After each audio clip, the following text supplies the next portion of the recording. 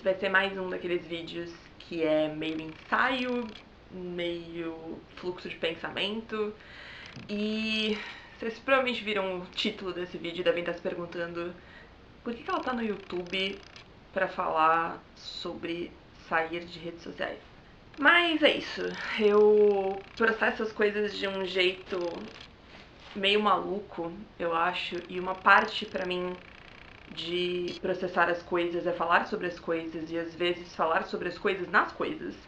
Então, eu acho que falar em voz alta sobre as questões que eu ando tendo com rede social dentro de uma rede social é uma forma de aprendizado e de entender melhor o que quer que seja que eu esteja fazendo. Sejam bem-vindos a mais um vídeo e vocês provavelmente me conhecem há algum tempo. Eu não sei quantos de vocês que estão assistindo esse vídeo agora chegaram no canal há, sei lá, 5 minutos.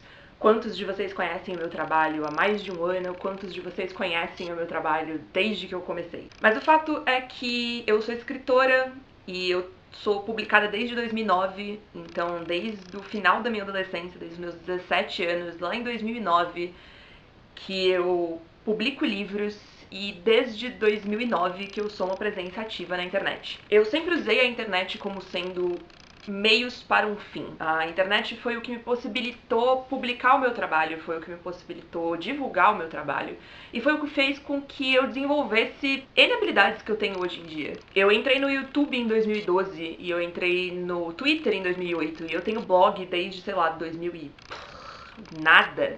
Desde criança, eu vivi uma geração que viu o nascimento da internet por outros olhos e que viu o nascimento da internet através das redes sociais, e eu sempre estive muito presente em todas elas. Eu comecei a publicar o meu trabalho através do Orkut, depois evoluí para fóruns, pro blog, até eu finalmente publicar de forma independente o meu primeiro livro. Depois disso, eu fui usando o Amazon, o Wattpad, o meu blog ainda e todas as minhas redes sociais como uma forma de divulgar o meu trabalho e de conseguir mais leitores e conseguir, enfim, chegar onde eu queria chegar na minha carreira como escritora.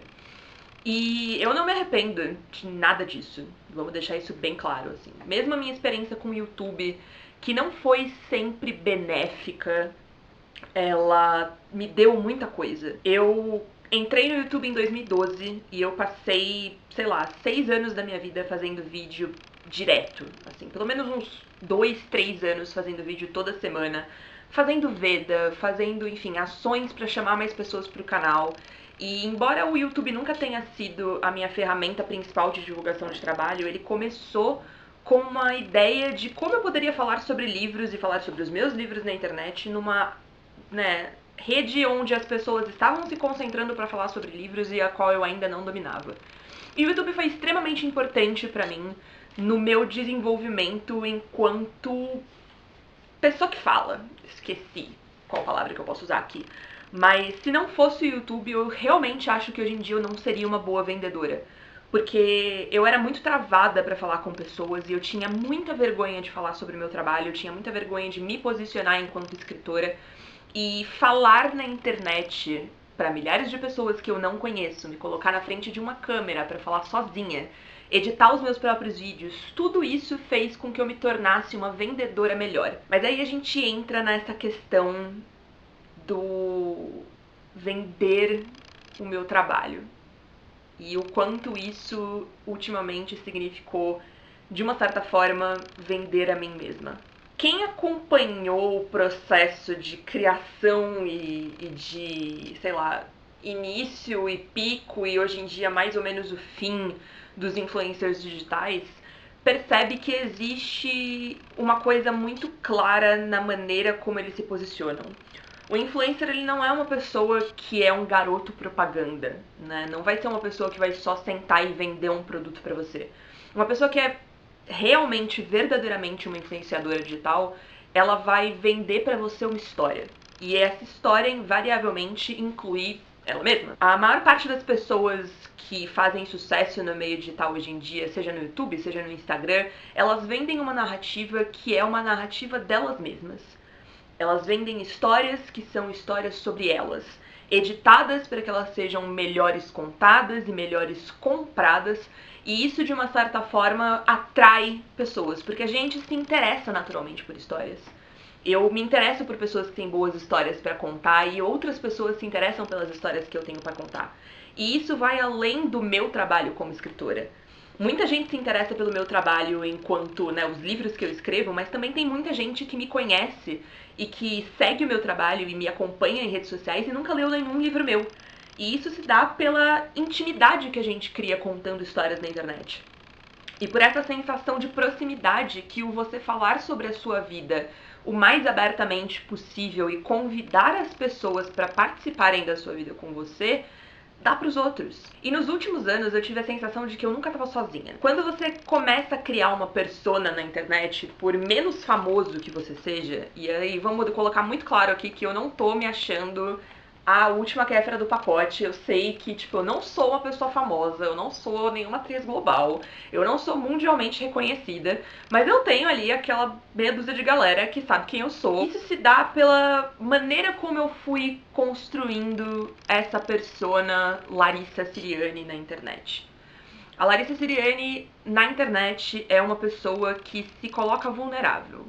Ela é uma pessoa que fala sobre os seus problemas, que fala sobre sexualidade, que fala sobre os seus relacionamentos com relação à família, amigos, amor.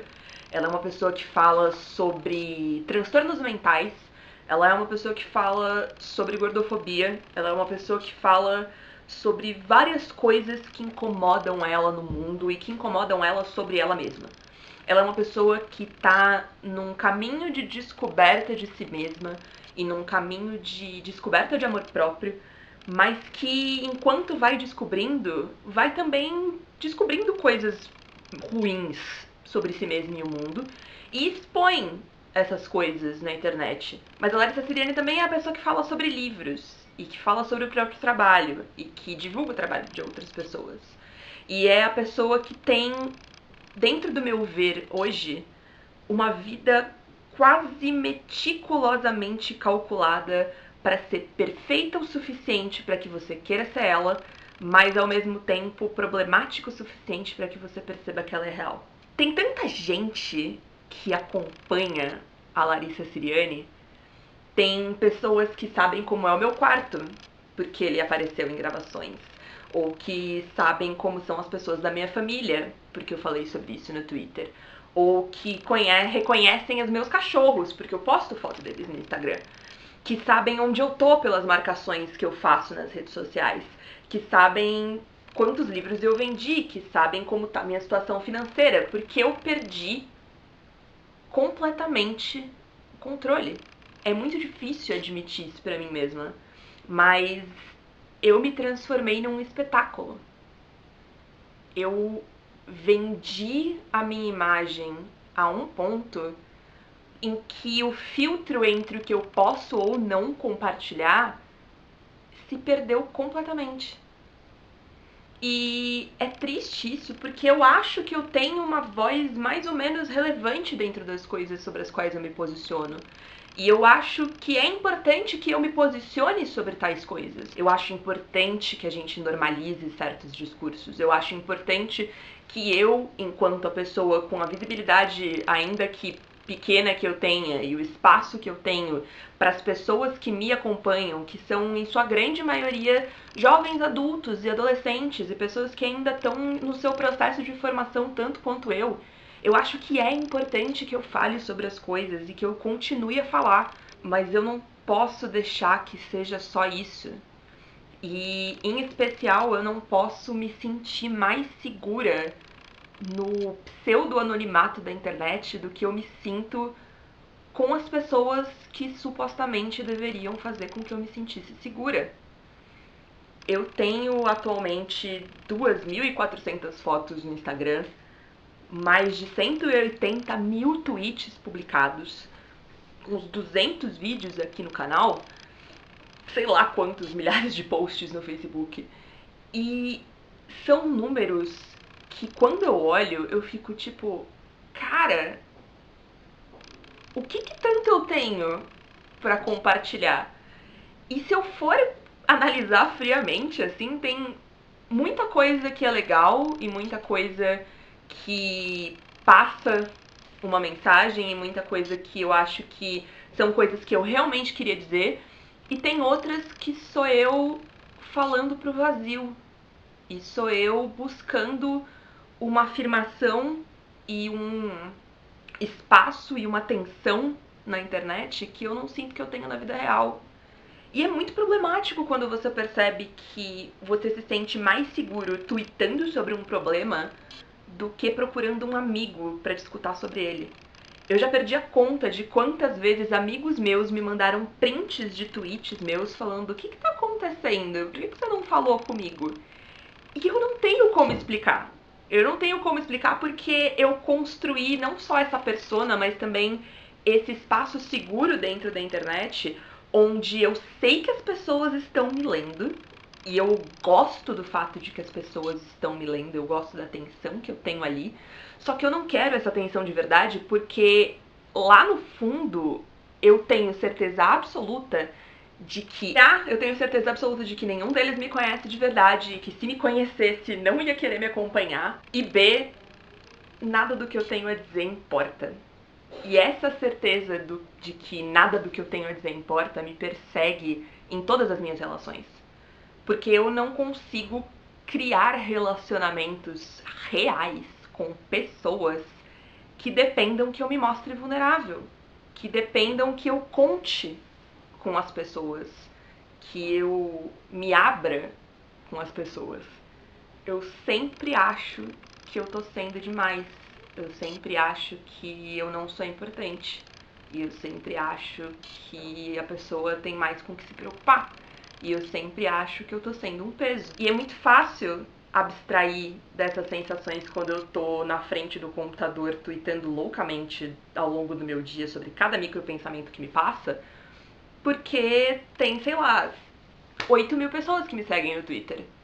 Dessas 8 mil pessoas, talvez 10 leiam o que eu tenho a dizer, e eu vou ganhar ali uns likes de afirmação, e isso vai fazer com que eu me sinta acolhida, vai fazer com que eu sinta que o que eu tenho a dizer importa, quando na verdade talvez nem importe tanto assim.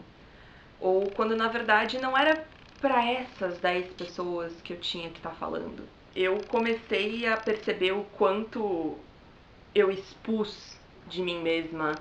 E eu não tô falando fisicamente, porque de todas as coisas que eu posso possivelmente me arrepender de ter feito, postar foto com pouca roupa na internet não é uma delas. Mas o quanto eu expus da minha vida para pessoas que não tinham que estar lendo sobre nada disso. E o quanto eu vendi da Larissa, essa Larissa, que tá aqui de verdade, porque eu achava que essa era a maneira mais fácil de me conectar com as pessoas que estão me acompanhando e de eventualmente conseguir vender o meu trabalho. Porque na minha cabeça, ninguém vai comprar um livro meu porque ele é bom. Eles vão comprar um livro meu porque eles gostam de mim. E a única maneira de gostar de mim é se eu for a versão mais editada e controlada de mim mesma. Essa versão irreal que eu construí em todos os lugares e que em algum momento nos últimos 3, 4 meses fez com que eu perdesse completamente a noção da realidade de quem eu sou. Enfim, eu fico sem saber exatamente o que eu tô fazendo. Tô fazendo muita terapia, tô pensando muito sobre isso e tô falando muito sobre isso na medida do possível para pessoas que importam. E eu não quero abandonar a minha existência online, eu não quero deixar de estar na internet ou deixar de usar redes sociais, porque elas são de fato essenciais para o meu trabalho. Eu não tenho como me divulgar hoje em dia para o público que eu escrevo se eu não estiver presente nas redes sociais. Mas eu psicologicamente preciso entender qual é a linha que separa a Larissa Siriani da internet da Larissa, que é minha, e das pessoas que me cercam de verdade. E eu só consigo fazer isso reavaliando e, sei lá, refazendo algumas coisas. Eu fiz isso com o YouTube quando eu percebi que a minha produção aqui ela era menos mecânica do que significativa e eu diminuí drasticamente a minha participação no YouTube. Eu quase não produzo mais vídeos por aqui. Em vez de eu produzir toda semana, eu produzi, sei lá, 5 vídeos no ano passado. E esse ano também eu fiz, sei lá, uns 3, talvez esse seja o quarto. E provavelmente é esse o ritmo que eu vou manter por aqui. E é esse o ritmo que eu quero aplicar para os outros lugares onde eu tô presente. Porque eu criei essa dependência dessa voz que fala com nada e fala com todo mundo e fala demais. E eu não quero ser essa pessoa. Então eu quero descobrir como estar nas redes sem ser as redes. Como montar uma persona assim, porque eu acho que todo mundo na internet é uma versão editada de si mesmo. Só que como fazer isso sem acreditar piamente que essa versão editada tem que ser eu de verdade. E, enfim, como criar conteúdo, que é uma coisa que eu acho que é inevitável, a gente está sempre criando conteúdo, mas como fazer isso de uma forma que seja saudável para mim e que não seja falsa, não seja mentirosa, que passe a verdade, passe coisas que eu acho que são importantes passar sem que eu precise, sei lá, acabar comigo no processo. Então é isso. Esse vídeo deve ter ficado ridiculamente longo. Eu espero que vocês tenham gostado. Não sei se vai ser uma reflexão com a qual vocês se identificam, mas estão aí. Qualquer coisa me segue nas lugar e se não quiser também não segue. Eu vou viver offline um pouquinho. Até mais.